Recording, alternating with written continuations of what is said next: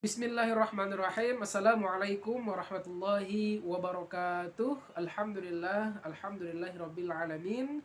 Assalatu wassalamu ala asyrafil anbiya'i wal mursalin wa ala alihi wa sahbihi ajma'in.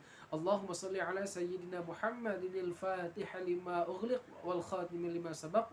Nasirul haqqi bil haqqi wal hadi ila shiratikal mustaqim wa ala alihi haqqa qadrihi wa miqdarihil azim. Amin amin ya rabbal alamin. Baik, apa kabarnya teman-teman sekalian? Selamat datang kembali di channel Ali Al-Malik. Jadi pada kesempatan kali ini saya akan testimoni ya, atau memberikan cerita gitu ya, keajaiban ataupun keluar biasaan solawat yang udah saya rasakan. Tapi untuk cerita kali ini kita nggak bercerita tentang materi atau keuangan ya, yang tiba-tiba ATM saya berisi 10 juta misalnya, atau tiba-tiba saya punya rumah secara gratis, enggak. Tapi lebih kepada proses dimudahkan saat kelahiran anak kedua saya. Jadi buat kalian yang penasaran cerita apa yang udah saya cerita apa? Maksudnya pengalaman apa yang sudah saya rasakan semenjak saya melakukan salawat ini. So ikutin videonya sampai habis, oke? Nah, jadi teman-teman, cerita itu bermula pada tahun 2019. Jadi 2019 itu alhamdulillah kita kembali diberikan kepercayaan oleh Allah Subhanahu wa taala dengan mengandungnya istri saya, kalau nggak salah pada bulan 6 ya, bulan 6 atau bulan Juni pada waktu 2019. Jadi berhubung yang anak kedua, dan pada waktu itu kita merasa kayak gak ada masalah apa-apa, kan beda sama kayak mbaknya. Waktu itu waktu kehamilan Mbak Maryam itu Umi itu kayak sedikit lemah gitu loh teman-teman ya, kehamilannya. Pernah waktu itu kita harus dibius apa sih, apa namanya, dikasih infus ya, dikasih infus sampai ya kayak lemah gitulah gitu, sampai akhirnya kita membeli obat penguat kandungan dan segala macam. Jadi waktu kehamilan Mbak Maryam tuh overprotective banget. Hampir setiap bulan kita ke bukan rumah sakit, ke bidan. Hampir setiap bulan juga kita untuk BSG, mengontrol bagaimana kondisi si bayi. Nah, beda halnya dengan sang adik ini. Jadi si adik atau si Hanif ini kita nggak terlalu rajin, bukan karena kita nggak bersyukur atau karena kita nggak terlalu excited ya teman-teman, tapi karena uh, apa ya, yang kita rasakan gitu dari adik ini kayak nggak ada keluhan-keluhan gitu loh. Tapi kalau keluhan bisa kayak agak nafsu makan berkurang itu masih sih, tapi kalau sampai kayak yang lesu banget oh enggak, yang sampai kayak harus dibawa ke klinik ya alhamdulillah juga enggak. Jadi kita merasa ya kayaknya nyaman ini gitu kan. Tapi kalau untuk periksa ke bidan pernah sih beberapa kali untuk ngecek apakah detak jantungnya ada, apakah posisi bayi sudah di bawah ataukah posisi sudah benar atau belum, itu kita cek. Nah, tiba-tiba teman-teman gitu, kita singkat aja ya. Jadi singkatnya seperti ini, bahwa pada waktu itu mau dekat-dekat mau lahiran, sekitar pada bulan 2 atau enggak bulan 3, aku lupa tepatnya bulan 3 kalau nggak salah ya, bulan 3. Jadi kita pergi ke bidan gitu ya, karena memang sudah masuk mau mau lahiran kan, kita ke bidan. Situ kita konsultasi ke bidannya, saya ngomong, bidan ini gimana, udah masuk waktunya, udah hampir lewat beberapa hari tapi belum juga mau lahiran kan.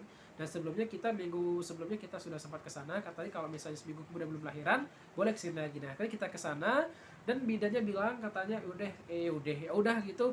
Berarti karena belum lahiran kamu harus USG. Kenapa USG? Supaya kita bisa tahu posisinya sudah benar-benar di bawah apa belum, apakah ada dikelilingi tai pusar atau enggak, apakah air ketubannya banyak atau enggak. Akhirnya teman-teman perlu diketahui ya, kita baru 1 kali USG waktu kelahiran adik Hanif ya. Kata kita cuman bismillah yakin aja, tawakal Allah ya aja sih waktu itu ya.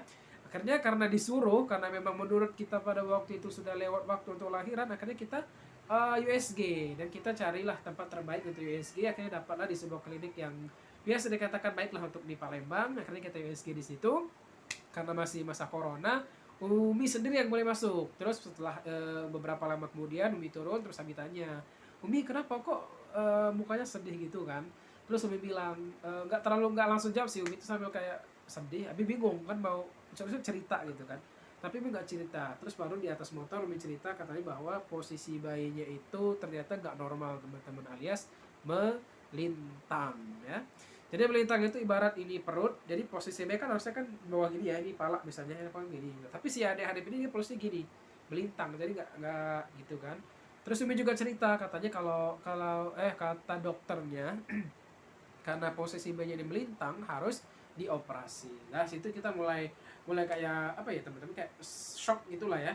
Karena dari awal kita berkomitmen nggak mau untuk operasi, karena proses penyembuhan operasi itu kan lama.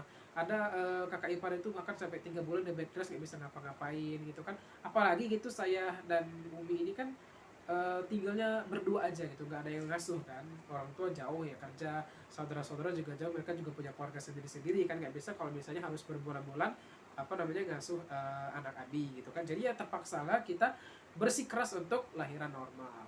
Akhirnya setelah pulang dari situ kita balik ke bidan lagi, kita konsultasi lagi ke bidan. Setelah USG tadi kita katakan bahwa bidan posisi bayi ini melintang gitu, kepalanya tuh belum di bawah kepalanya. Akhirnya bidan ngomong oke gitu, posisi bayinya mau melintang, mau sungsang, mau apapun, pokoknya pas mau kelahiran kamu kesini aja. Kita dikuatin sama bidannya, jadi ngerasa kayak wah ada semangat baru nih. Beda waktu sama dokter, itu dokternya bilang wah ini harus operasi di kamar operasi, jadi nggak dikasih semangat gitu loh teman-teman ya.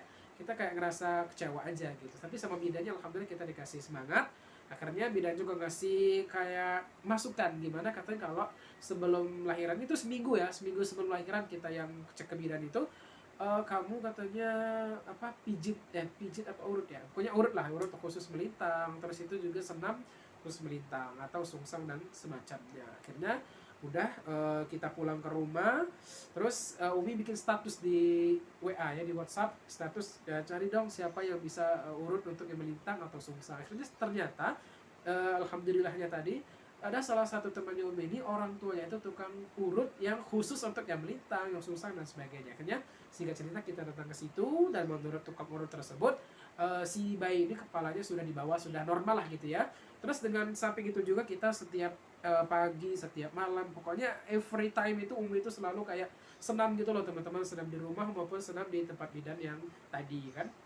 Nah, karena kita teringat sama satu amalan ya, amalan ini sudah lama sebenarnya kita tahu, cuman pada waktu itu nggak tahu, teringat aja gitu tentang salawat fatih ya. Jadi salawat fatih ini adalah salawat pendek yang cepat banget usul atau sampai kepada Nabi Muhammad SAW. Nah, akhirnya kita teringat pada salawat itu. Terus juga kita tuh punya obat VCO gitu loh teman-teman ya, Virgin Coconut Oil, ini kita beli dari ustadz kita. Akhirnya karena VCO atau minyak PCO ini bisa diminum kapan aja, bisa diminum, bisa dioles, dan bisa untuk menyembuhkan apa saja tergantung dia si pemakai.